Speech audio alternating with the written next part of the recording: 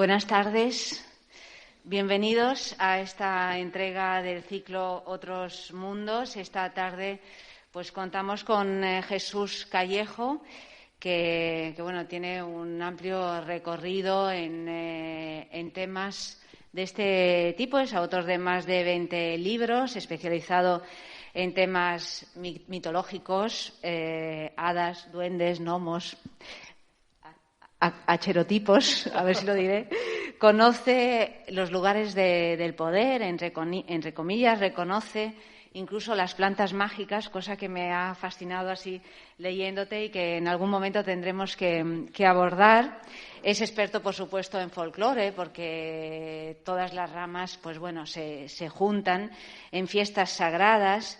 Es colaborador de Año Cero, Más allá de la ciencia, Enigmas del hombre y el universo, con esas crónicas extravagantes que os recomiendo. Director del programa radiofónico La Escóbula de la Bruja, y además cada semana se encarga de la sección El Cronovisor en el programa Ser Historia, si es que lo podréis seguir. Incluso está entre los creadores del Museo de la España Mágica en Toledo, que es un museo bien curioso.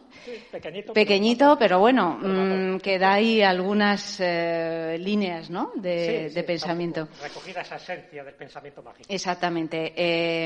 Y bueno, esta tarde nos vamos a ocupar de una de las cosas, porque claro, con Jesús es difícil elegir de qué hablar, pero bueno, fuiste tú mismo que me lo propusiste.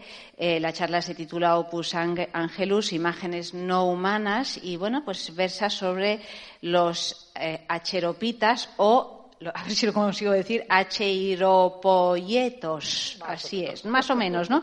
Bueno, son imágenes que no son hechas por las manos humanas, o por lo menos eso parece. Su autoría es atribuida tradicionalmente pues a seres de otros mundos, como son los ángeles o extraños peregrinos, y contamos en España hay mucho, pero vamos, están desperdigados por todo el mundo, pues con cuadros, con esculturas de la Virgen, Cristos, cruces, incluso ermitas enteras, en fin, objetos considerados prodigiosos, por eso empiezan las ventanas a moverse solas, ¿no?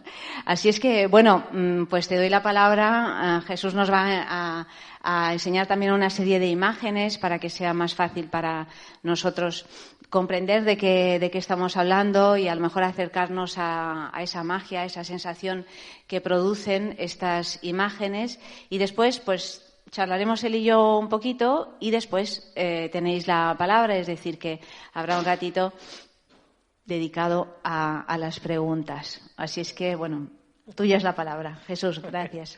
Nada, pues muchas gracias, Ayanta, por esta presentación y sobre todo por esta oportunidad de poder estar aquí en la Térmica, en Málaga. Gracias por la invitación, porque, fíjate, es un lugar que no conocía interiormente. Había estado muchas veces en Málaga, pero no había tenido la ocasión de estar, pues en fin, en este lugar impresionante, tan importante, que es el contenido, y es como el continente, y el continente es fabuloso. Bueno, en la Térmica, que yo creo que desde luego es otro lugar de poder, porque si te paseas por estos pasillos, hemos comentado en otras ocasiones, de hecho estuvieron aquí en Cuarto Milenio haciendo un reportaje, ¿no? Pero son lugares que tienen su historia. No. Lugares de poder hay muchísimos, no todos relacionados con el mundo del misterio, sino aquellos que tienen una trascendencia histórica, pero también simbólica. Sabes que en casi todas las ciudades siempre hay un edificio o un monumento que lo representa, ¿no?, que se convierte como un poco en el epicentro, en el axis mundi, ¿no?, donde se concentra o bien la espiritualidad o bien la cultura. Y aquí se concentra la cultura, pero también, como tú bien decías, hay muchísima historia y muchísimos elementos, vamos a llamarle, paranormales o parapsicológicos. Así que sí, estamos en un lugar, pues digo que el continente es muy importante para, en este caso, pues para un contenido que es el que os he traído y que, bueno, me parece interesante porque es una charla que no he dado. Siempre me gusta dar charlas diferentes porque, bueno, soy culo inquieto, me gusta tocar distintos aspectos, porque todo al final se relaciona con todo. Al final, el mundo del misterio, eso que llamamos un misterio, es mucho más que los ovnis y es mucho más que las entidades fantasmales. Al final es entender un poco en qué mundo vivimos, qué es lo que nos rodea y cuáles son aquellas cosas donde la historia o la ciencia pues tiene muchísimos interrogantes. Y claro, dentro de la historia, donde no llega la historia, está la leyenda, están los mitos. Y esas leyendas para mí son fundamentales, por eso siempre me ha interesado. Me gusta la historia porque es como la base, es como la parte esencial para entender muchas cosas del pasado y lo que está entendiendo en el presente. Pero es cierto que no solo hay crónicas históricas, sino que hay leyendas, hay tradiciones, hay supersticiones. Y dentro de ese amplio mundo del folclore, como así se denomina, pues me interesaba este aspecto. Es un aspecto que vengo estudiando hace un montón de años. ¿Y por qué me interesa? Porque estamos hablando de leyendas que dejan huellas. Es decir, leyendas que no solo es una leyenda metafórica, una leyenda más o menos mística, sino que hay una imagen, hay una huella. Es decir, la imagen puede ser una imagen de la Virgen, una imagen de Cristo, alguna pintura pintada en una pared que no hay forma de que desaparezca, o incluso ermitas, como tú decías al principio. Y bueno, pues eso me interesaba. No solo me interesaba por la casuística que puede haber, donde me he encontrado que en España hay más de la que yo me imaginaba, sino también porque, desde mi punto de vista, hay una correlación.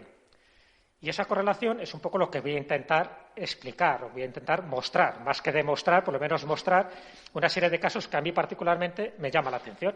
Y bueno, ese término genérico, esa palabra griega que es el acheropita, es eso, son obras que la tradición dice que no están hechas por mano humana. Si no están hechas por mano humana, hay un elemento sobrenatural que hay que buscar la autoría. Entonces, unos dicen que es el propio Cristo el que las ha hecho, otros dicen que es un ángel transformado en peregrino o en mendigo, otros dicen que es la propia Virgen la que deja ese tipo de imágenes en los lugares de la aparición.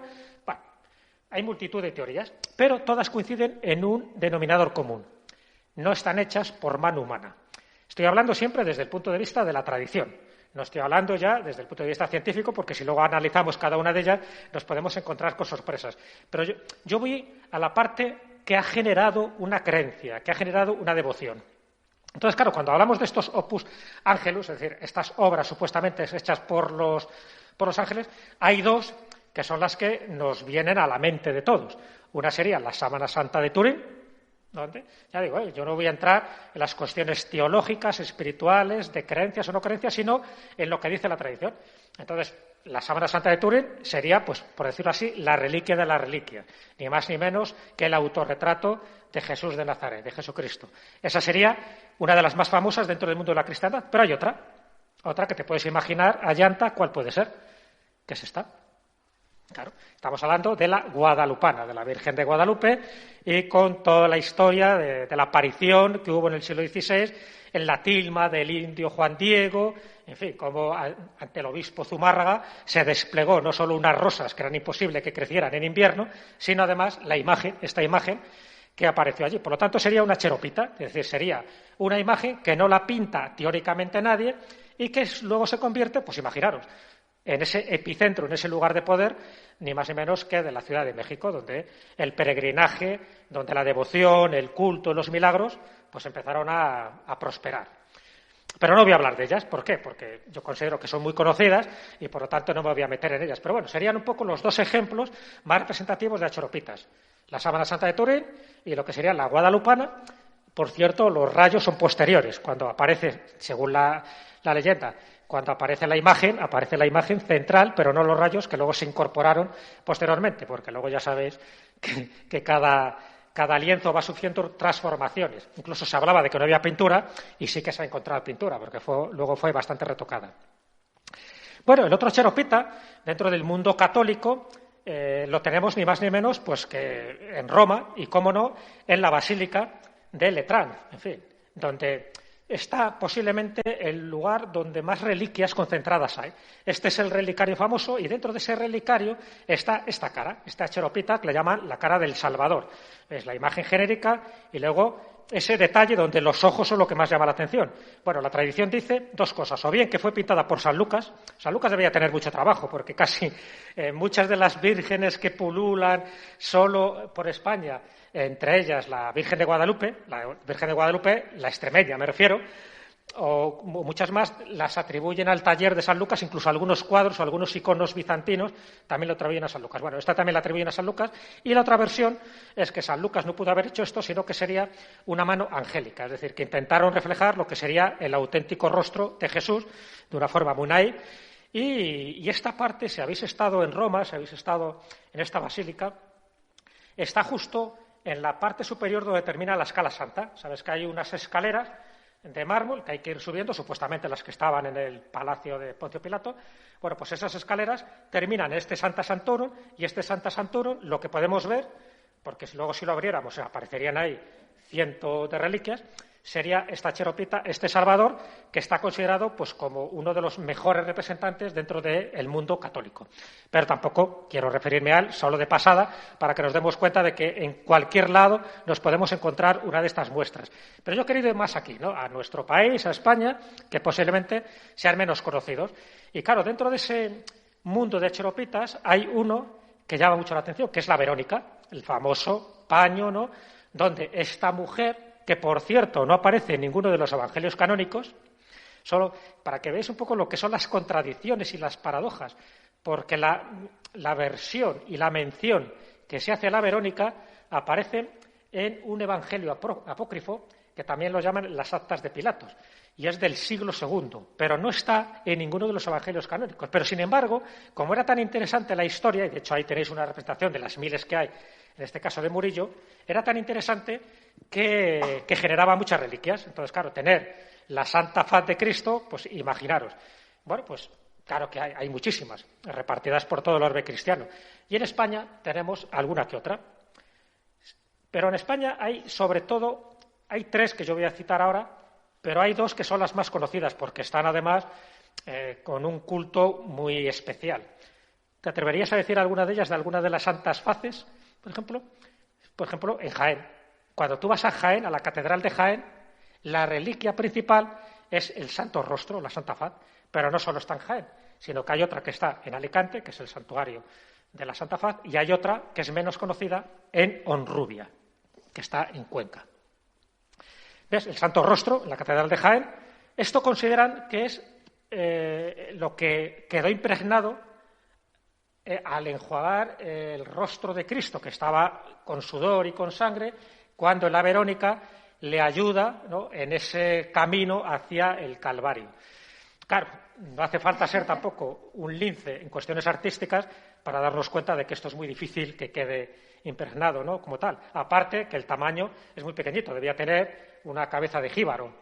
Entonces, bueno, son esas Verónicas que con el tiempo se han ido multiplicando los favores y los milagros que se atribuyen. Realmente esta, cuando llega a la Catedral de Jaén, claro, no estamos hablando de hace 2000 años, estamos hablando del siglo XIV, con un obispo que era Nicolás de Viedma, que dice que hace un viaje a Roma, y el Papa, en agradecimiento por un favor que le había concedido, le entrega una Verónica. Yo creo que tenía muchas allí a tutiplén, y entonces dijo, bueno, toma esta es la que se lleva a Jaén, y luego se convierte efectivamente en la reliquia más venerada. Pero evidentemente es un cuadro bizantino, con su pintura, sus retoques, etcétera, etcétera. Pero está considerada como una Verónica. Técnicamente, desde un punto de vista legendario, sería también una cheropita, sería una obra hecha no por mano humana, aunque ya digo que deja mucho que desear. Y fíjate la Santa Faz de Alicante. La Santa Faz, el monasterio, que está muy cerquita de Alicante, también tiene la suya, en este caso con un lagrimón que le cae encima. También de la misma época, también estamos hablando del siglo XIV, pero estamos hablando de eso, de representaciones muy icónicas, muy bizantinas, que en su momento, o bien porque interesaba, o bien por el tráfico de reliquias que había, estas santas faces, pues pasaron como imágenes verdaderas, porque, de hecho, Verónica, ya digo que es un nombre que no existe dentro de los evangelios, Verónica viene de vero icon, que significa la verdadera imagen. Entonces, lo que está intentando representar estas Verónicas, estas santas faces o santos rostros, es la verdadera imagen de Cristo. Pero si fuera la verdadera imagen de Cristo, todas se deberían parecer. Cada una tiene un estilo totalmente diferente. ¿Por qué? Porque estamos hablando de iconos bizantinos, con un estilo muy definido, con varias capas de pintura, por lo tanto, no hay una impregnación como sí puede pasar, y eso genera más dudas, con la Sábana Santa de Turín, porque ahí es una especie de negativo, de protofotografía, donde es verdad que no hay pintura y sí que genera una serie de dudas porque ¿quién pudo haber hecho eso? O bien un falsificador medieval, como atribuyen la teoría más oficial, ¿no? Incluso algunos a Leonardo da Vinci, o bien realmente estamos hablando de un auténtico milagro, pues que es una impregnación energética de esa imagen de Cristo justo cuando se produce la resurrección. Aquí no estamos hablando de un pañuelo que queda impregnado la Santa Faz de Cristo cuando está camino al Monte Calvario. Estamos hablando de cuadros, de pinturas, pero la tradición, pero la devoción ha hecho que esto sea una Verónica. Muy bien. En el caso de Honrubia, que es menos conocido, pero bueno, que llama mucho la atención, es diferente. Veis que hay un cuadro, hay custodiado por estos dos ángeles, además se construyó la ermita expresamente. Lo que dice la tradición siempre, ya digo, lo que dice la tradición, es que esta era una mujer, una beata de esta localidad de Honrubia, de principios del siglo XVII, donde ella tenía un lienzo que estaba en blanco, ella tenía también sus trances místicos, entraba en contacto con la divinidad, en este caso con Cristo, y le daba mensajes. Bueno, pues de buenas a primeras, según dice esta tradición, apareció este rostro de la noche a la mañana. Tanto rezaba a Cristo, tantas visiones tenía, tantas comunicaciones espirituales tenía, que al final apareció el Cristo. Según ella, no fue dibujado ni por ella ni por nadie de su entorno. Claro, automáticamente esto no pasaría de mera anécdota si no empezara a generar milagros. Y es lo que empezó a generar este santo rostro, hasta el punto de que un siglo después, a principios del siglo XVIII, es cuando se empieza a construir esta ermita por suscripción popular. O sea, que era tan conocido este rostro, creo que tengo aquí otra imagen más cercana, ¿ves? Era tan conocido este rostro que no deja de ser también una especie de Verónica, muy parecido a lo de la Santa Faz de Alicante, a la Santa Faz también de Jaén, que genera milagros, genera peregrinaciones, genera un culto devocional alrededor de este cuadro. La mujer, la beata, muere, se la entierra en el lugar donde actualmente está la ermita y, claro, pues va fomentando una devoción. No tan importante como la de Alicante o Jaén, a lo mejor sencillamente porque la localidad tienes que ir adrede, en este caso a Cuenca, pero sí que tiene la misma importancia espiritual y psicológica, me atrevería a decir, que tienen las otras santas faces. ¿Por qué? Porque está considerada también una cheropita, es algo que surge de la noche a la mañana y que sería una especie de autorretrato que hace este Cristo. Pero tiene un añadido más, porque tanto en la época de esta beata como un siglo después, este cuadro, la peculiaridad que tiene es que suda sangre. Ya sabéis que esto es algo que también se da dentro del mundo católico, pero en este caso, para remarcar más su sacralidad y su carácter milagroso, también dice que suda sangre.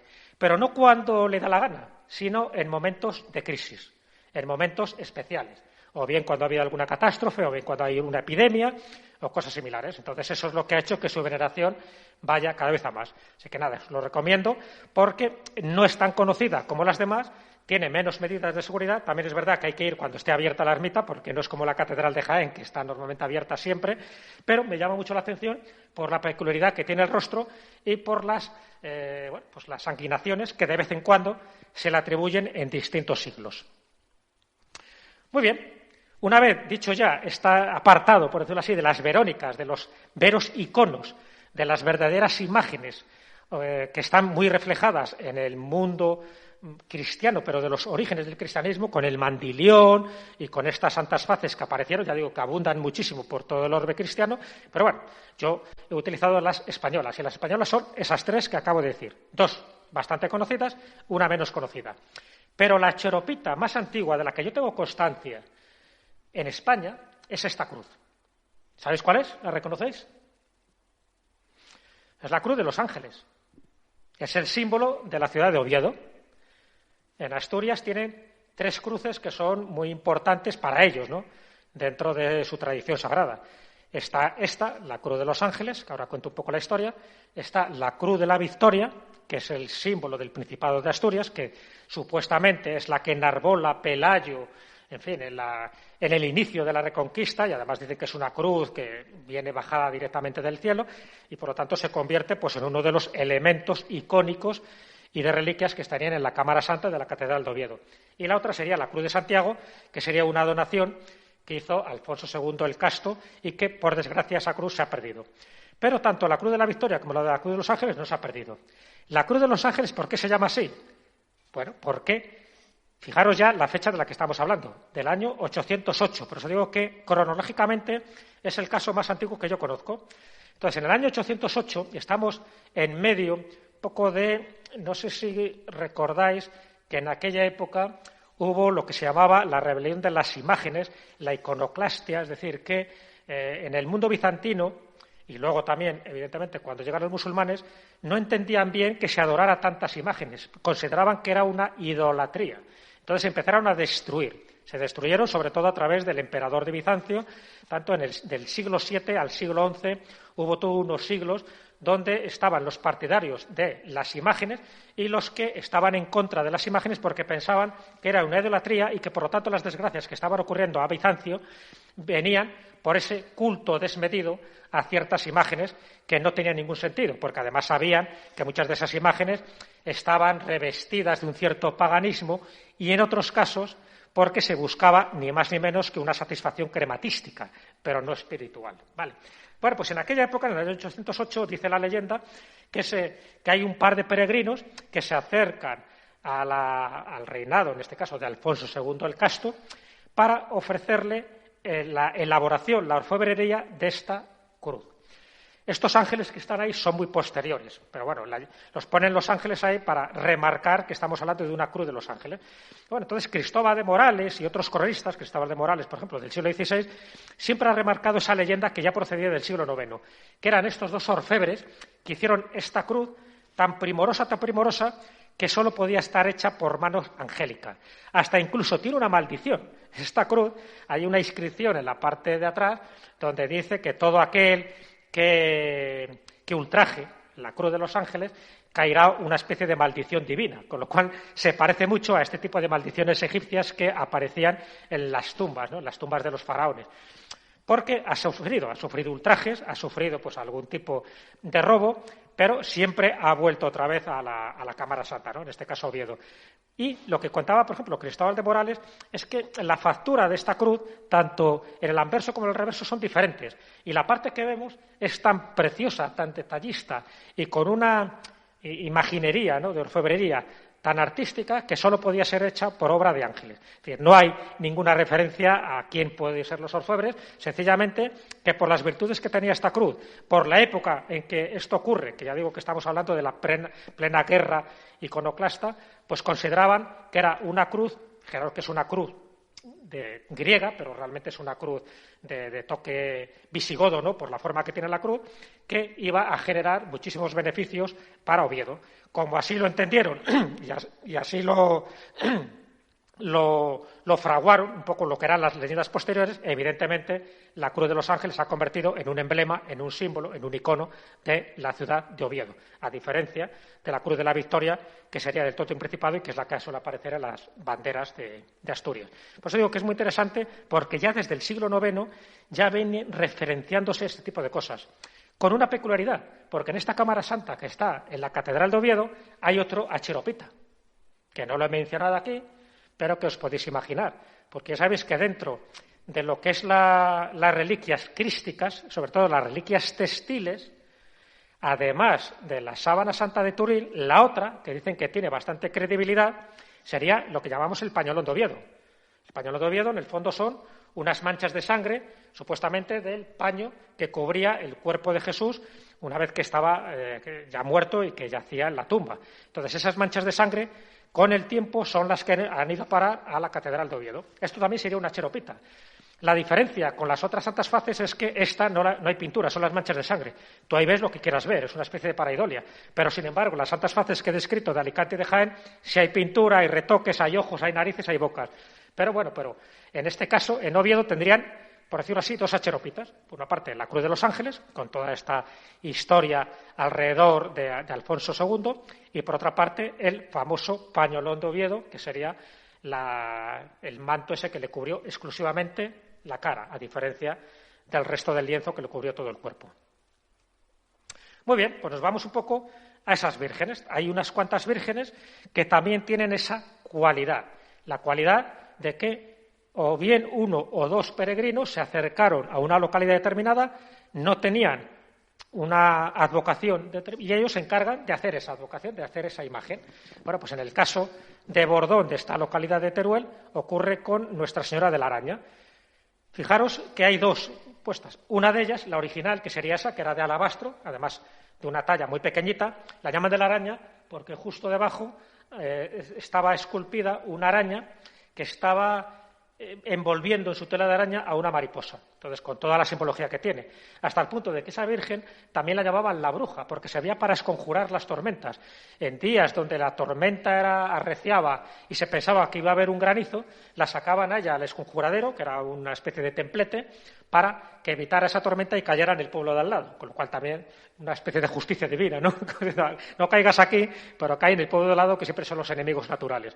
Bueno, por desgracia, en la Guerra Civil esta imagen desapareció, posiblemente fuera destruida, y la imagen que hay ahora es esta, que no tiene nada que ver, o sea, el tallista pues no quiso hacer nada parecido a la imagen original. Esa imagen original, a pesar de que se le atribuye a un imaginero catalán del momento, pero se le atribuye porque el que mejor podía hacer este tipo de talles en aquella época era esta persona, este tallista catalán. Pero la leyenda, realmente, yo estaba en Bordón y estaba un poco hablando con la gente, dicen que realmente no saben quién era, que era alguien que de buenas a primeras entró en esta iglesia, en esta parroquia, y cuando sale se encuentran con la imagen, pero nunca más se supo de este peregrino o de este mendigo, porque siempre tiene ese aspecto, o de peregrino, es decir, que lleva como el bordón y lleva todos los artilugios y los adminículos como si estuviera haciendo el Camino de Santiago, o bien como un mendigo, que no pide nada a cambio, pero deja una imagen. En este caso, Nuestra Señora de la Araña, con todas las peculiaridades mágicas que tiene de desconjurar. Fijaros en la Virgen del Tránsito, porque esta es la patrona de Zamora. La Virgen del Tránsito, la talla como tal, todo el mundo reconoce que es una obra casi perfecta, ¿no? Porque está hecha, vamos, a medida. Bueno, pues lo que se cuenta por parte de estas monjas clarisas del convento de Corpus Christi, que allí estuve, además estuve con Javier Sierra, porque en aquella época estábamos documentándonos para un libro que luego salió y que se titula La España extraña. Y este caso lo mencionamos en este libro, La España extraña. Bueno, pues estuvimos hablando con las monjitas para que nos contaran la historia. Y lo que nos contaban, y aquí esto será una excepción, porque aquí sí hay fecha. No los nombres de los que la crearon, pero sí hay una fecha, que era el 2 de mayo de 1619. Bueno, pues lo que decía es que llegaron dos hombres jóvenes, bien apuestos, con vestimentas de peregrino, que sabían que estaban buscando a alguien que les pudiera hacer una imagen de este calibre. Pero claro, el convento no tenía dinero, no tenían qué artista podría hacerlo, y estos providencialmente aparecen de la nada. Entonces hablan con la Madre Superiora, y la Madre Superiora dice, vale, pero ¿qué me van a pedir a cambio? Y ellos dicen, nada, solo déjenos una habitación, una celda, que estemos totalmente solos, aislados, comida y agua, y 3 días. Bueno, pues si solo son esas las condiciones, adelante con ello. Y entonces esa cuenta la leyenda, ya digo, con esta referencia que por aquí sí que tenemos un día concreto y un año concreto, cosa que las demás normalmente solo tenemos el siglo. Bueno, pues se pasan esos 3 días y al tercer día, cuenta también esa tradición, que lo vienen repitiendo las monjas clarisas actuales, pues la curiosidad mata al gato, ¿no? Pues diciendo, bueno, ¿qué pasa? No se oye ningún ruido, esta gente no sale de aquí, no sabemos si lo están haciendo o están haciendo alguna tropelía, ¿no? Entonces, la curiosidad hace que una de las monjitas, antes del tiempo estipulado, intente investigar o curiosear a ver qué ocurre, abre la celda y ¿qué es lo que se encuentra? Lo que se encuentra es una especie de luminosidad y una vez que desaparece esa luminosidad está esta talla, que es una talla, la Virgen del Tránsito, que es una adormición de la Virgen. Si os dais cuenta, es una talla para estar tumbada, ¿no? Veis que la cabeza está un poco ladeada, bueno, en esta posición, si la vieras de la otra, para que la cabeza repose sobre un almohadón. Y sobre estos imagineros, sobre estos tallistas, estos peregrinos, ni rastro, desaparecen totalmente. Entonces, ¿qué ocurre? Que estas monjas clarisas del convento de Corpus Christi lo atribuyeron ni más ni menos que a la intervención angélica. Estos son los ángeles que han escuchado nuestras plegarias y fíjate qué imagen nos han dejado en 3 días, menos de 3 días. La leyenda dice que como les pillaron de improviso antes de que desaparecieran, hubo un dedo que no pudieron tallar. lo cual confirmamos, tanto Javier como yo, que no era verdad esa parte de la leyenda, porque vimos que los dedos los tiene llenos de abalorios y llenos de joyitas, pero los tenía todos, tenía los 5 en cada mano. Así que esa parte de la leyenda de que fueron sorprendidos y dejaron un dedo sin tallar no es verdad. Pero todo lo demás nos confirmaron que era verdad. Es decir, que son 2 personas anónimas que ese día llegaron allí y que no se sabe más de ellos, que tal como llegaron desaparecieron, que la celda estaba totalmente vacía, con esa luminosidad, y a cambio dejaron esto. Por cierto, todo lo que les habían pasado de comida y de agua, intacto, sin tocar. Patrona de Zamora, y a día de hoy sigue siendo el misterio de quién pudo haber sido el que hizo aquello. Igual que pasa con la Virgen de los Desamparados, que es la patrona de Valencia. Lo mismo, fijaros que la Virgen de los Desamparados es una imagen muy parecida. Estamos hablando de las mismas, bueno, de fechas muy parecidas, ¿no? Estamos hablando de que también ella es una virgen de tránsito, de adormición, porque ¿veis cómo tiene la cabeza? La tiene inclinada hacia adelante, lo que quiere decir que la posición original de esta imagen, pues no era esta, no era para estar erguida, no era para estar en esta posición, era para que estuviera tumbada. Lo que pasa es que con el tiempo, por la razón que fuera, pues se pensó que lo más adecuado es que estuviera de esta manera. Pero qué curioso que también se atribuye a unos peregrinos, curiosamente dejan esta imagen a cambio, y que la posición sea parecida. En este caso le añadieron un niño, pero el niño es posterior. Pero la imagen, como veis, es una virgen que también tendría la posición yacente, la posición con la cabeza donde tendría que tener un tipo de almohadón. Pues lo mismo, el misterio de quién la hizo, quién no la hizo, ha quedado en el aire, y por lo tanto siempre se ha pensado que tendría que ser una atribución angélica, ese opus angélico. En este caso, en Alicante pasaría lo mismo con Nuestra Señora de las Nieves, en Hondón de las Nieves, con algo parecido, con una imagen también muy similar a estas que estamos comentando, porque luego se la van añadiendo coronas, vestidos y tal, pero me refiero a lo que es la imagen original, muy similar a las otras. En el caso de Nuestra Señora de la Carrodilla, tiene una peculiaridad este santuario, ¿no? Aquí tenéis una de esas estampas devocionales. ¿Y cuál es la cualidad que tiene la Virgen de la Carrodilla? Estamos hablando de Huesca. Ya no tanto que la imagen esté hecha por una serie de seres sobrenaturales, sino unas piedras que se encontraron justo al lado de la aparición, porque aquí lo que cuentan es que la Virgen se aparece a un par de carboneros que están recogiendo leña por el monte, se les aparece y les dicen que quiere que se construya una ermita allí. Lo que suele ocurrir, estos carboneros van al pueblo, no le hacen ni caso, y la Virgen dice, bueno, como no os hacen caso, os voy a dejar una señal. Y a uno de ellos le deja la palma de la mano totalmente pegada a la mejilla, que no se la podía desprender, para nada. Entonces ahí el pueblo dice, bueno, pues ya está, esto es un milagro, porque este tipo de prodigio solo lo puede hacer una fuerza sobrenatural, ¿no? Y una vez que les creen a estos carboneros, la mano la puede despegar de la mejilla y construyen esta ermita. Con una peculiaridad, que se encuentran unas piedras, que según dice la tradición, son piedras que había depositado la propia Virgen con unas propiedades terapéuticas. Estas piedras, que allí las llaman las coronetas. Las coronetas de la Virgen, estamos hablando de Aragón, porque cuando tú partes una de estas piedras, veis que tiene una serie de círculos concéntricos, que consideran que es como la corona que tendría la Virgen. Y entonces, como es algo pequeñito, en lugar de corona son coronetas, las coronetas de la Virgen, hasta el punto de que esas piedras mucha gente las guarda como auténticos talismanes porque consideran que tienen un poder beneficioso, y el atrio de la iglesia, de esta ermita, están hechas también con estas mismas piedras. Es verdad que es un tipo de piedra que solo se da por estas zonas. Bueno, no solo por esta zona, sino incluso en ninguna parte de Aragón se encuentran piedras de este tipo. Son piedras que posiblemente pues vengan acumulándose desde hace 60 millones de años, ¿no? Como han dicho los geólogos, pero por la peculiaridad, por este estilo que tiene de piedra, sobre todo cuando tú la partes y que aparezcan esas coronas, ¿no? Esos círculos concéntricos, se pensó desde aquel momento que era una especie de señal de la propia Virgen para que esas piedras sirvieran no solo de señalamiento, sino como baliza de que ese lugar era santo, de que era un lugar sagrado. Entonces, bueno, por eso lo he traído un poco a colación, porque es un poco distinto de lo que estamos comentando, pero que tiene que ver un poco también con la sacralidad de las piedras, la litolatría, que son el culto a las piedras, en este caso relacionado con una aparición mariana, y en este caso relacionado para que formara también parte del propio paisaje, del propio receptáculo, ¿no? Del lugar. Entonces, claro, como eran piedras pequeñitas, no podían construirse muros, pero sí por lo menos lo que es el atrio, porque pisar estas piedras, en el fondo, es pisar lugar sagrado. Ni que decir tiene que pronto pues esta advocación se convirtió en milagrosa con su peregrinaje correspondiente. Muy bien, nos vamos ahora a la parte de los Cristos, porque claro, según qué época y según qué zonas se construían imágenes marianas o se construían imágenes de Cristo. Y es muy curioso, ya digo, luego un poco en las conclusiones finales os contaré de que no es casual, es decir, que normalmente cuando se construyen este tipo de Cristos se dan en una época concreta y en una zona muy concreta también geográfica, y cuando se construyen o se hacen imágenes religiosas de la Virgen marianas, también se dan en unas zonas muy concretas y en una época concreta. O sea, que no se da de una forma, ya digo, aleatoria.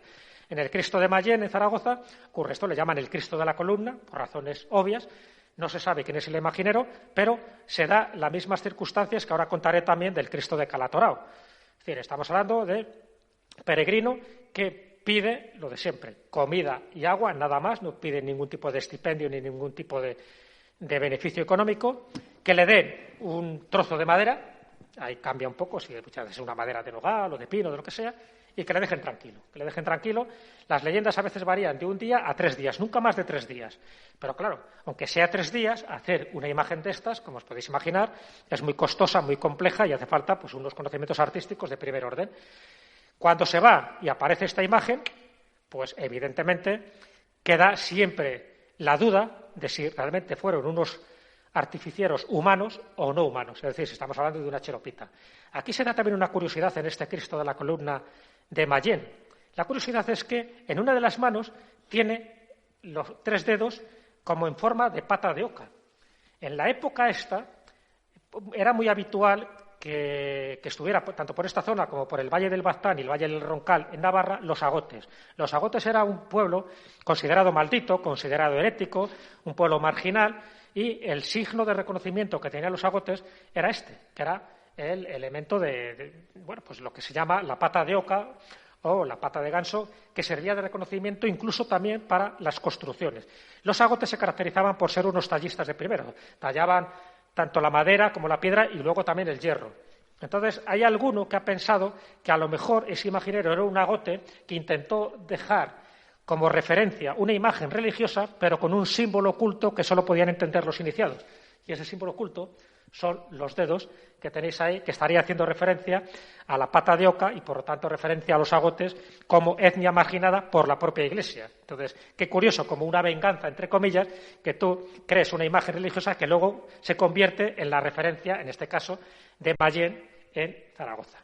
Bueno, pues nos vamos a Calatorao, que tiene también toda una historia muy curiosa. Además, lo bueno que tiene Calatorao es que hay unos cuadros que va reflejando, como si fuera un cómic, lo que fue pasando. Y entonces lo que fue pasando es esto. El primer cuadro, yo cuando estuve allí estuve haciendo fotos, estuve hablando con el cura, me estuvo explicando un poco toda la historia. Entonces, lo que no sabía es que tenían todos los cuadros para que nos explicara lo que yo conocía por lo que había leído de ese milagro, ¿no? Y de este Cristo. Entonces, lo que ocurre es eso, que llega, como veis, un peregrino, aquí, sin ninguna duda, un peregrino jacobeo, ¿no? Con todos los elementos que caracterizan a un peregrino de aquella época, con su bastón, en fin, con sus vieiras, con su gorro, con la esclavina, con todo.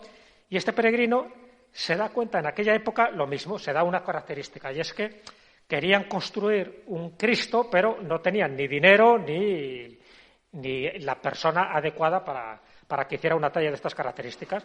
Y entonces también se da otra razón de ser. Normalmente cuando llegan este tipo de personas son momentos también de crisis, o sea, no solo es porque estén esperando a un tallista que les construya una imagen, sino también porque hay un momento de crisis en el sentido de eso, que hay una hambruna o hay una epidemia o hay algún tipo de catástrofe que lo está pasando mal el pueblo. Entonces necesitan como una referencia, un poco una referencia en este caso divina, para poder encomendarse. Y en este caso aquí, esta zona y en aquella época, y aquí estamos hablando del siglo XVI, es que había muchos casos de endemoniados. Entonces, bueno, lo que hace estos cuadros que yo fui fotografiando, aquí es la presentación de este peregrino diciendo tranquilos que yo me encargaré de haceros una imagen. Ahí veis un poco también cómo intenta consolar y porque él tenía también, como no, poderes terapéuticos, es decir, sabía un poco también cómo paliar la situación de los enfermos y cómo una vez que entra, lo de siempre, ¿no?, en ese cuarto que le dan la madera para que construya una imagen, aparece allí. Es decir, hay un momento en que él no se sabe nada del peregrino, hay una luminosidad en el interior y cuando abren la puerta lo que se encuentran es ni más ni menos que un crucifijo a tamaño natural, en este caso. Y de este peregrino del que estábamos hablando antes, este que tenéis ahí al lado, no se sabe nada, desaparece. Veis que normalmente es una persona joven, en fin, como con rasgos como muy andróginos, y por eso se identifica como un ángel. Dejan al Cristo ahí y a partir de ese momento se dan cuenta de que ese Cristo no solo es una talla fundamental dentro de la imaginería del momento, de esa época, sino que además hace milagros. ¿Y qué milagros es los que hace? Cura o elimina a los demonios que mucha gente decía que tenía dentro, a los poseídos. Y fijaros, aquí aparece, ves, como estaba tallando, ¿no?, en su cuadro y tal, un poco la imagen anterior, y fijaros cómo queda ya representado aquí, dentro de ese cuadro que aparece en la iglesia. Ha dejado sus atuendos de peregrino y se ha revelado su auténtica personalidad. Y su auténtica personalidad, como veis, es un ángel con sus alitas, que es el que ha tallado este Cristo. Bueno, pues ese Cristo, que le llaman así, el Cristo de los endemoniados, es el que se puede ver en la iglesia de Calatorao.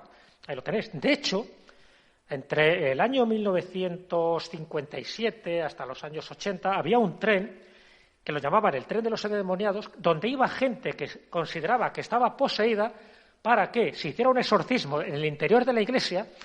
Y entonces, entre el cura, los exorcismos con el ritual romano que tenía, más la presencia de este Cristo, decían que estos demonios salían con los pies en polvorosa.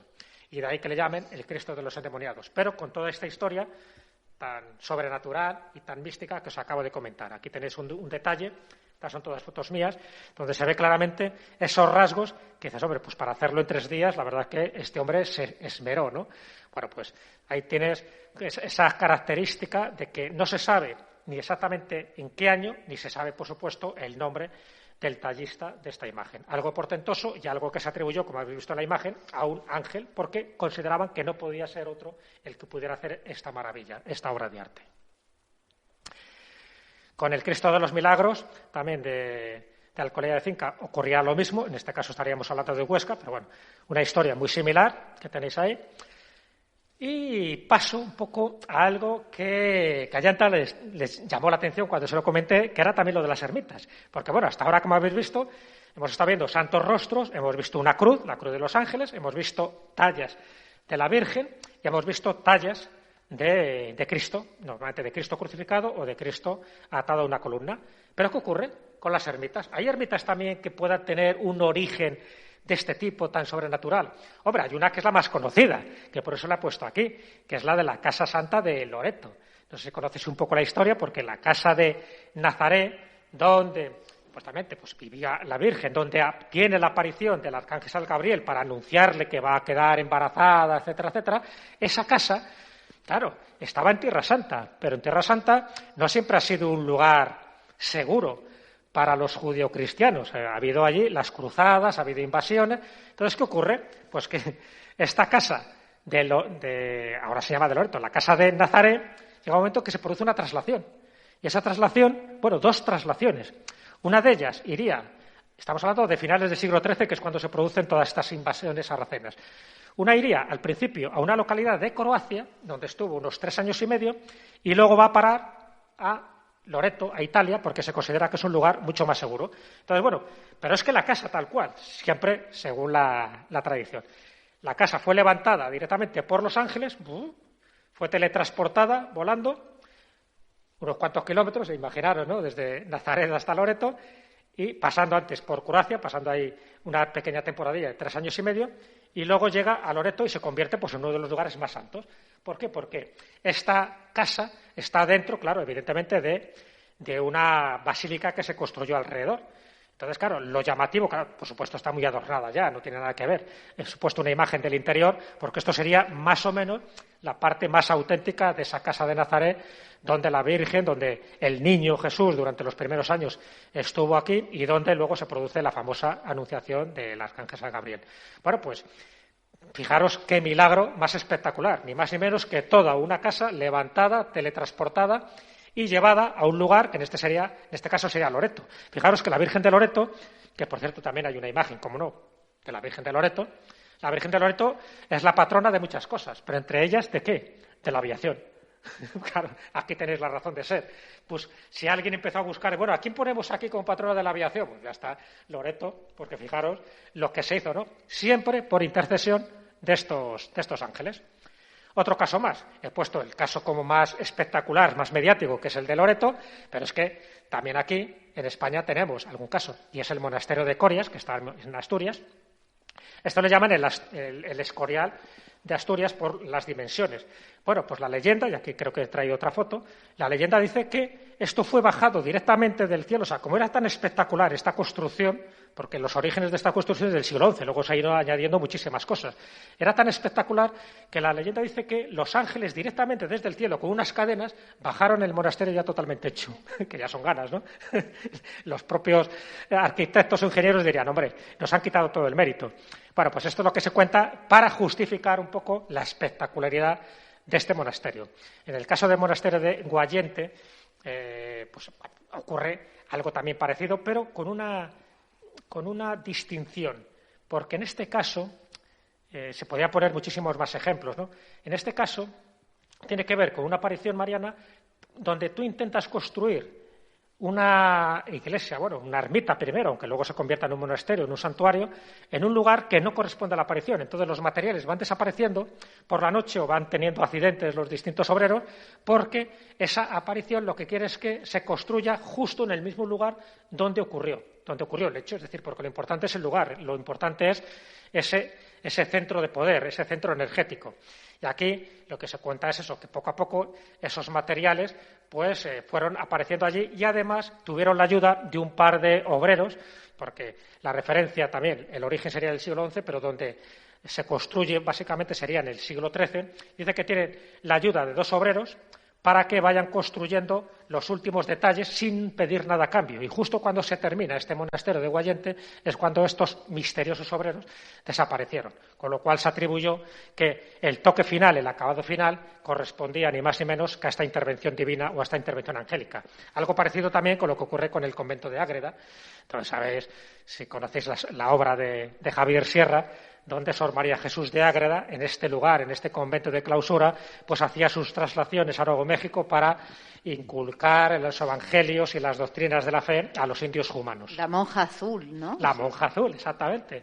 La dama azul. La titula. El título es, pero bueno, sería esta. ¿Por qué la dama azul o la monja azul? Por el hábito de las franciscanas concepcionistas, que es este. Bueno, pues cuando estaba construyendo este convento, fijaros, muy cerca del momento de Zamora, de lo que os he dicho, en Zamora, ¿os acordáis que os dije que era el 2 de mayo de 1619? Bueno, pues en esa época se estaba construyendo este convento. Por parte, esto no es un convento hecho por la propia Iglesia, sino que la familia de Sor María Jesús de Ágreda, que era la familia Coronel, estaba Catalina de Arana, que era la madre, construía un convento para monjas y el padre, porque llegaron un momento en que dijeron, bueno, ya no tenemos vida conyugal, cada uno que construya su convento, y en uno para hombres y otro para mujeres. Y justo en aquel momento, cuando se estaba construyendo este convento de Ágreda para las monjas, es cuando aparecen 2 peregrinos que también, un poco como ocurría con lo de Guayente, les dicen, oye, que os ayudamos y construimos esto. Y entonces dijeron, pues venga, vale. Y lo mismo, ayudaron, construyeron, estuvieron aquí, ya no se habla de 3 días ni nada, sino del tiempo que durará. Pero con la misma característica. Una vez que se terminaron las obras de este convento, desaparecieron. Entonces se pensó que había sido una intervención divina, primero para acelerar las obras y luego para darle también ese toque espiritual, porque todavía no se sabía, pero mira tú, era el lugar de referencia donde esta monja, esta dama azul, Sor María Jesús de Ágreda, en sus trances, en sus arrobamientos, pues consiguió teletransportarse, más bien bilocarse, porque tan pronto estaba aquí físicamente como estaba también en estas zonas de Nuevo México, lo cual es muy llamativo, porque normalmente o estás en un lugar o estás en otro, pero siempre las monjas dicen, porque hubo un proceso inquisitorial, que a ella la veían en la celda, la veían como de una forma muy etérea, pero la veían, pero también a la vez estaba con los indios humanos no solo evangelizando, sino entregando objetos físicos, porque hay constancia donde se entregaban rosarios y cálices, lo cual también es más llamativo, porque es como una bilocación extraña, porque o estás en un sitio o estás en otro, pero que estés en los dos sitios y que se te vea físicamente es más complicado, ¿no? Bueno, pues en este caso, Sor María Jesús de Ágreda tuvo también, y su madre, tuvo también la fortuna de contar con esta ayuda divina. Por cierto, tanto la madre como ella, cuando murieron, quedaron también momificados de forma natural, cuerpos que se pueden ver allí en el convento de Ágreda. Y bueno, ya por ir terminando, porque me imagino que ya va siendo la hora, y esto daría mucho, solo poner unos pocos ejemplos también de otros regalos, por decirlo así, angélicos. Por una parte, el de Garda von Bingen, que pues ya sabéis que es una de esas místicas medievales, una mujer de bandera, ¿no? Porque tocó todos los temas, una herbolaria, que además le gustaban muchísimo las partes de la ciencia y de la humanística, que escribió distintas obras, que compuso muchísimas melodías, muchísimas canciones supuestamente inspiradas por los ángeles, y los ángeles le dan este alfabeto, este divino, que es lo que llaman la lingua ignota, estas 23 letras ignotas del de Garda von Bingen, con la que ella transmitía sus mensajes en clave, ¿no? De hecho, es la primera lengua artificial de la historia. Antes de que surja el esperanto y de que surjan tantas y tantas, realmente la primera lengua sería esta. La segunda sería el enoquiano, que tiene que ver con John Dee, pero ya nos iríamos al siglo XVI. En este caso estamos hablando del siglo XIII. O la famosa escalera santa de Santa Fe, que estaría en Nuevo México. Una escalera que tiene un equilibrio portentoso porque no tiene ni clavos ni tiene ningún tipo de pegamento, y que la barandilla se ha añadido posteriormente y que en su momento, y estamos hablando del año 1872, pues lo mismo, alguien se prestó a hacer una escalera que uniera lo que era la capilla con el coro. Pero, ya te digo, hasta el momento muchos ingenieros han quedado con la boca abierta porque no entienden cómo ha podido tener este equilibrio. Entonces, la tradición, incluso hay una película, creo que es de Bárbara Herse la protagonista, hay una película donde se cuenta la aparición de este ser sobrenatural para ayudarles a construir esta escalera de Santa Fe. Esta escalera también milagrosa, porque también se le atribuye una serie de prodigios. O en el caso de Sor Patrocinio y la Virgen del Olvido, por contar un caso del siglo XIX. Una monja, la monja de las llagas, que la llaman, cuando ella estaba en el convento del Caballero de Gracia en Madrid, ella tenía 20 añitos, entonces se le aparece la Virgen y se le aparece también el Arcángel San Miguel. Y lo interesante es que se le aparece con una imagen, con una Virgen que se la dan, es como un regalo directamente, ya está construida, ya está hecha la imagen con el niño y con un dragón debajo, y se la entregan. Y dice, tiene que tener el nombre de Nuestra Señora del Olvido. Y efectivamente, así fue. Esta se la llevó, aquí tienes una imagen de Sor Patrocinio, que ha llegado solo a venerable, todavía no llega ni siquiera a beata, pero esta imagen de Nuestra Señora del Olvido se puede ver actualmente en el Convento del Carmen de Guadalajara, ¿vale? Allí estuve y allí comprobé que efectivamente allí está la imagen. Es una imagen muy pequeñita, de nada, pero el dragón, por lo que sea, porque además el dragón venía encadenado, ya no está. No sé si es que lo han querido quitar por la razón que sea o alguien lo ha robado.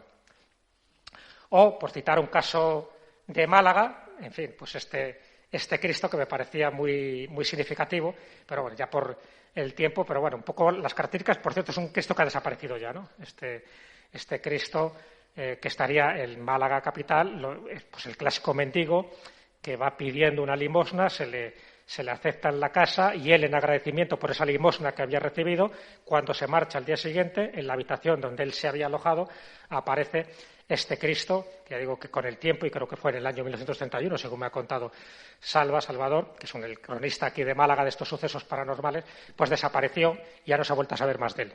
O en el caso del Cristo de la Salud, que también tiene toda una genealogía muy interesante y que tiene que ver también con una de las localidades de Málaga, que es Benamocarra, y que se atribuye, por cierto, muchas funciones en épocas de epidemia.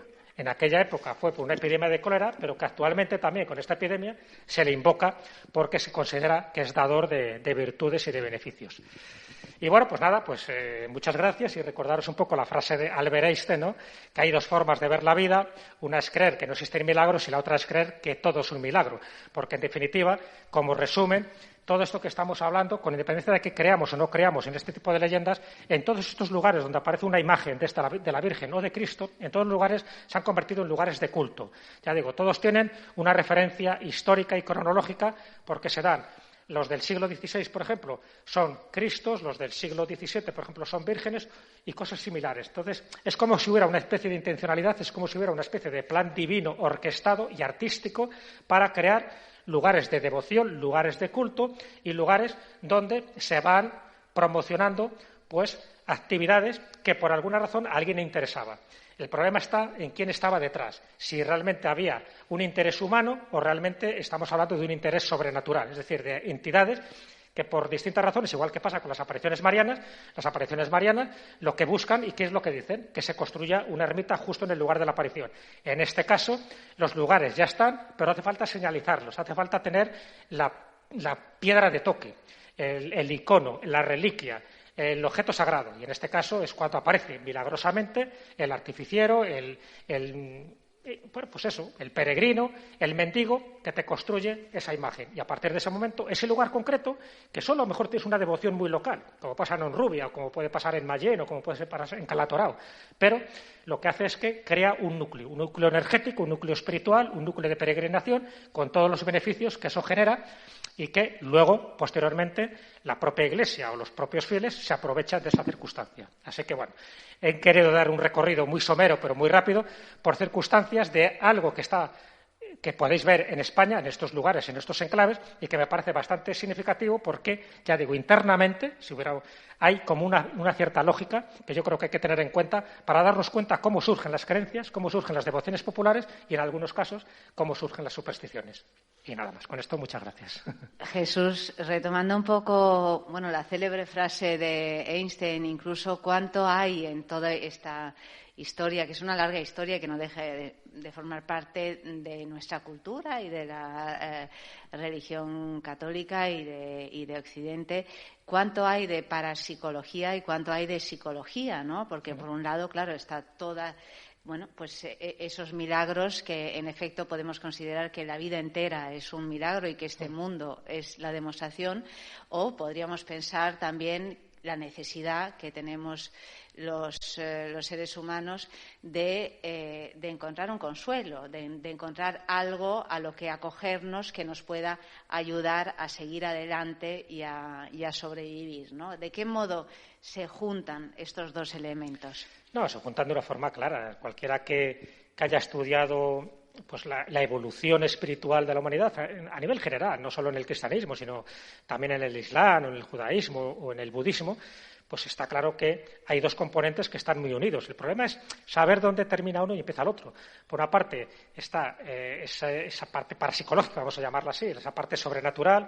Siempre hay un elemento que no controlamos y que es el que genera o la revelación o la aparición de turno, y luego está la parte psicológica, que es el aprovechamiento de ese detonante, ¿de acuerdo? O bien una aparición mariana, o bien, pues imaginaros, una especie de objeto que aparece en el cielo y que se identifica. Ahora lo identificaremos como un ovni, pero en las épocas, por ejemplo, medievales o en la época de la Reconquista, se identificaba como una señal divina. Es decir, si encima aparecía en el medio de una batalla, pues ni te cuento.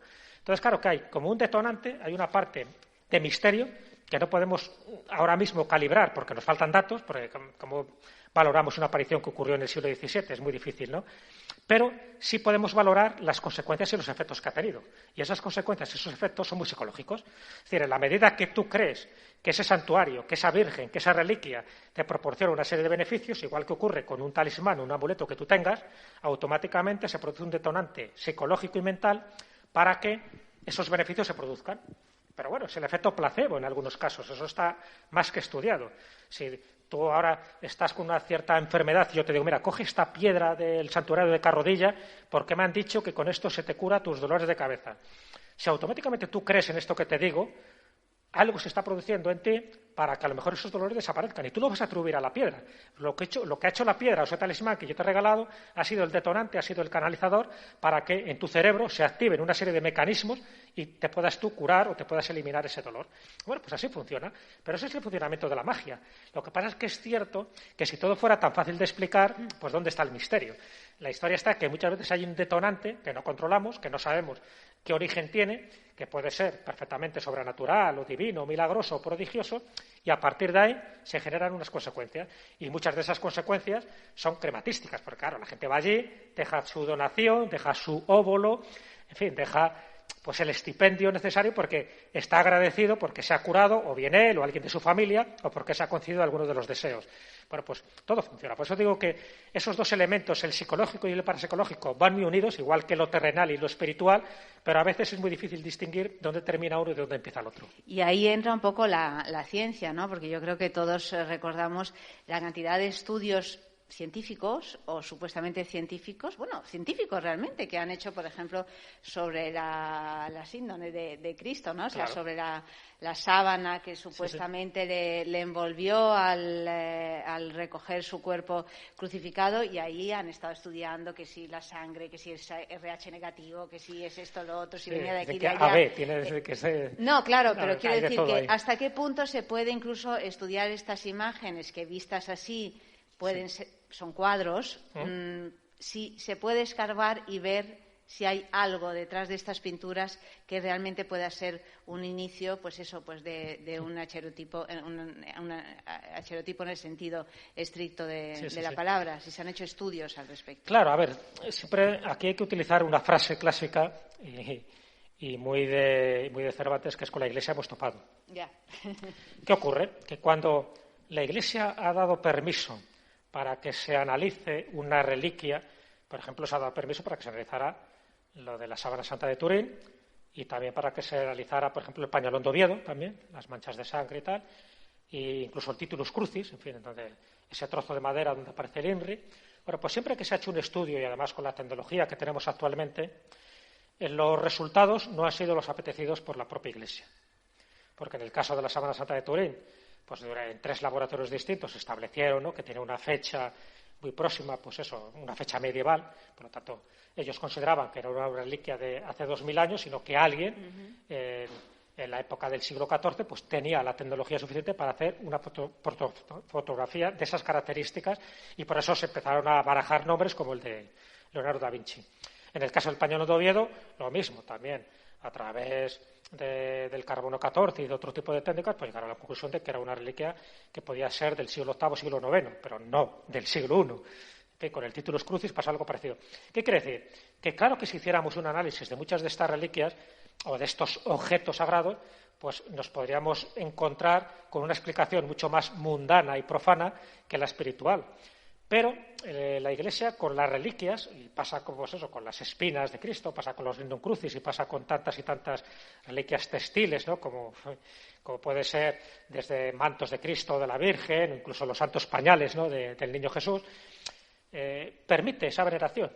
Cada vez menos dice que eso es auténtico. Permite la veneración, porque en la medida, un poco lo que decía yo de la parte psicológica de los amuletos, en la medida que el fiel cree, allá él y sus consecuencias. Pero claro, la Iglesia no se puede un poco definir de que todos esos lignum crucis que aparecen en tantos lugares sean auténticos. ¿Por qué? Porque una es de roble, otra es de nogal, otra es de pino, en fin, las maderas son distintas. Pero sí lo permite.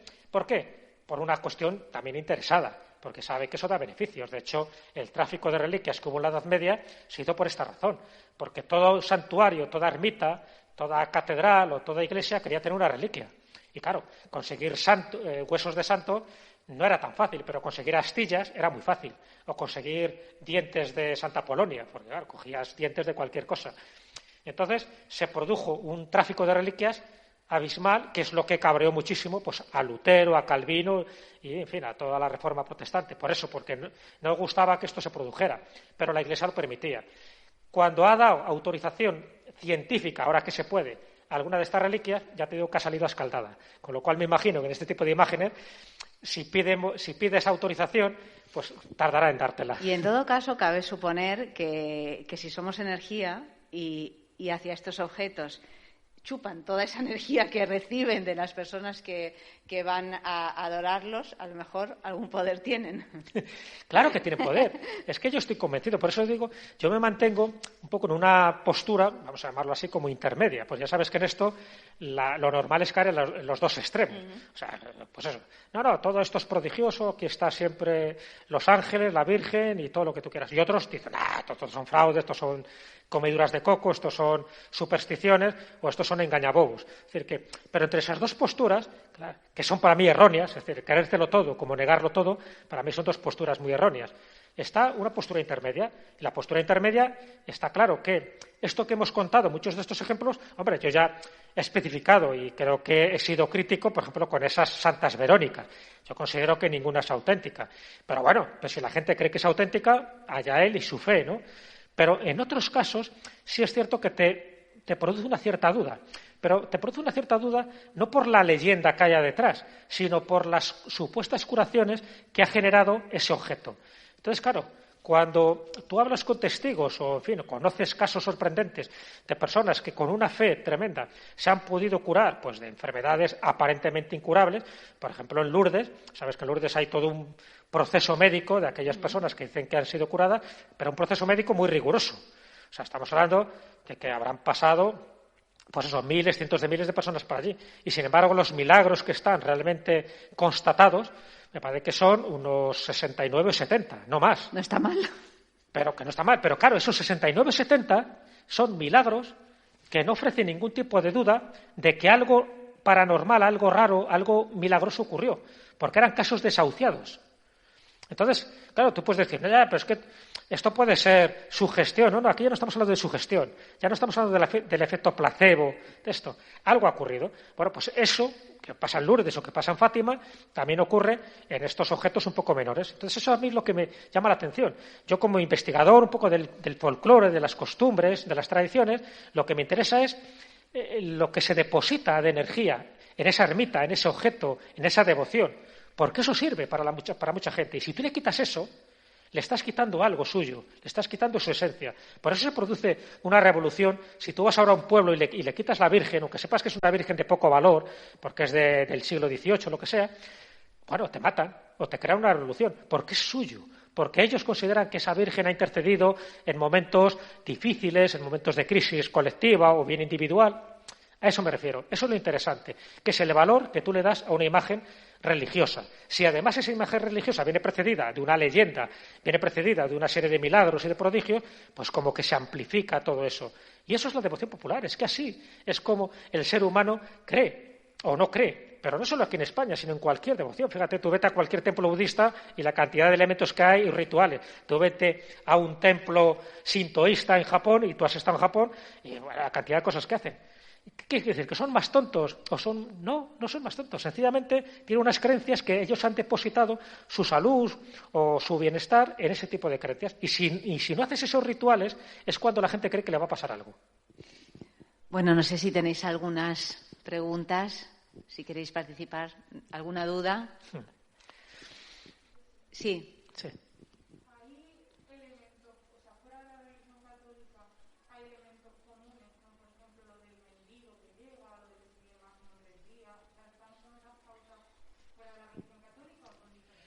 A ver, cada religión tiene sus prodigios, sus historias, sus milagros.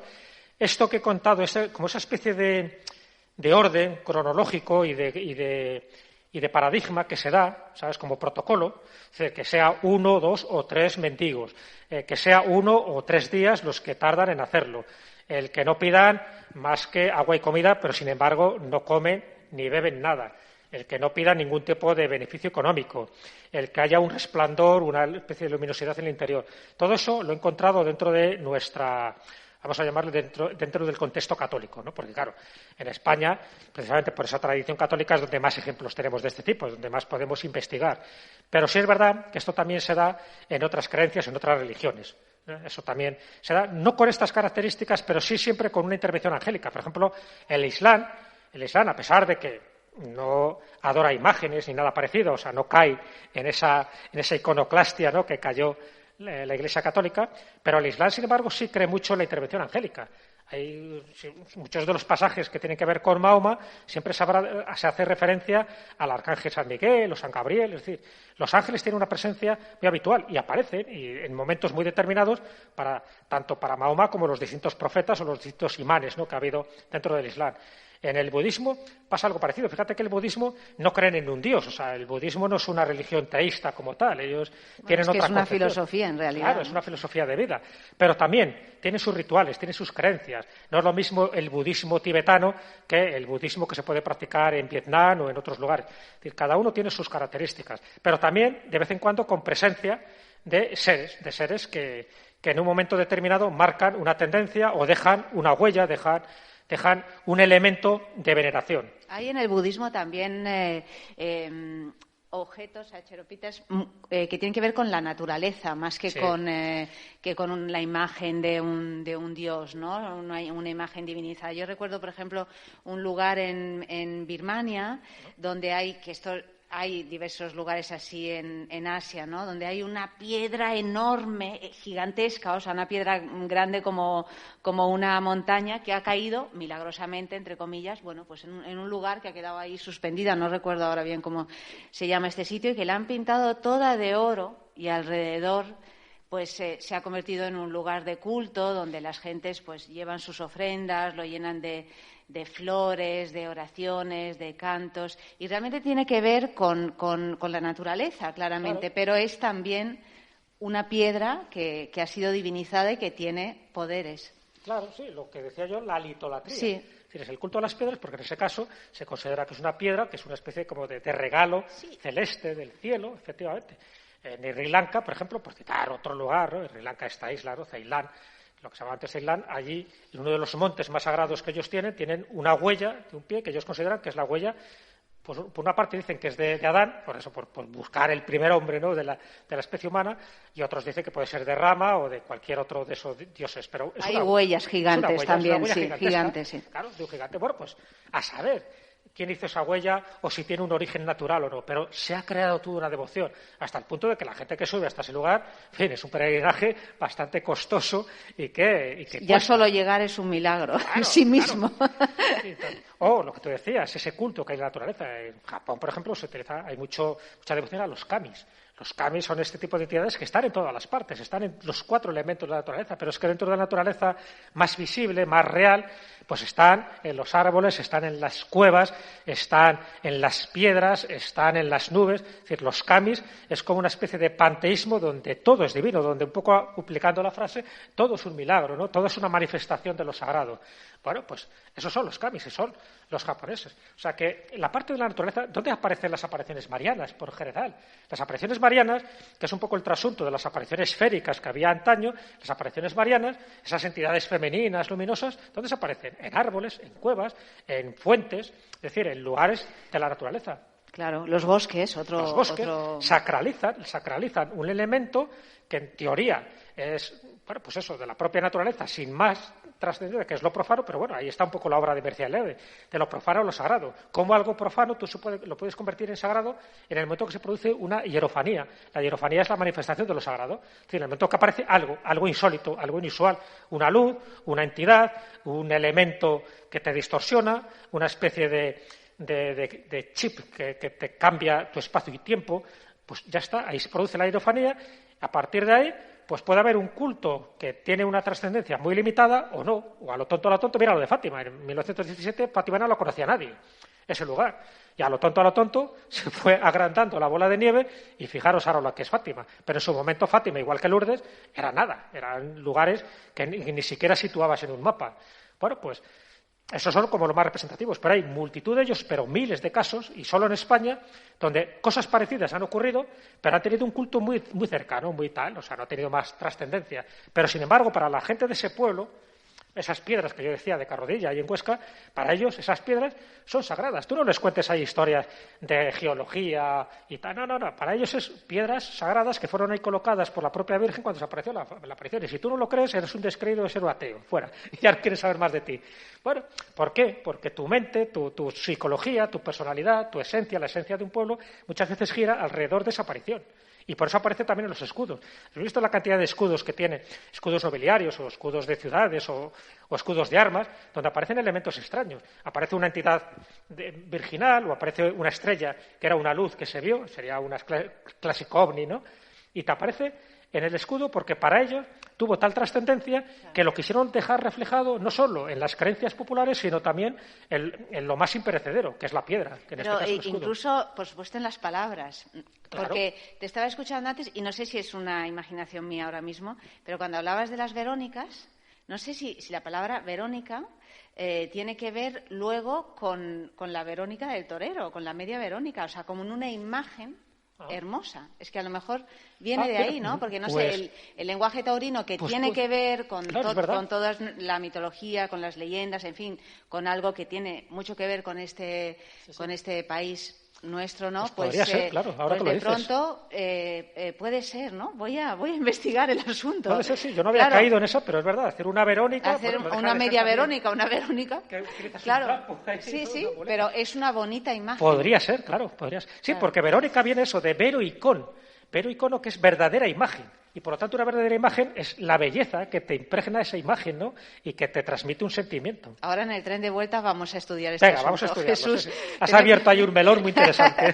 Tenemos que dejar aquí esta charla por razones pandémicas. Seguiríamos, pero es que la térmica cierra ahora a las 6 de la tarde. Así es que, Jesús, te agradezco muchísimo este rato fantástico, mágico, verónico.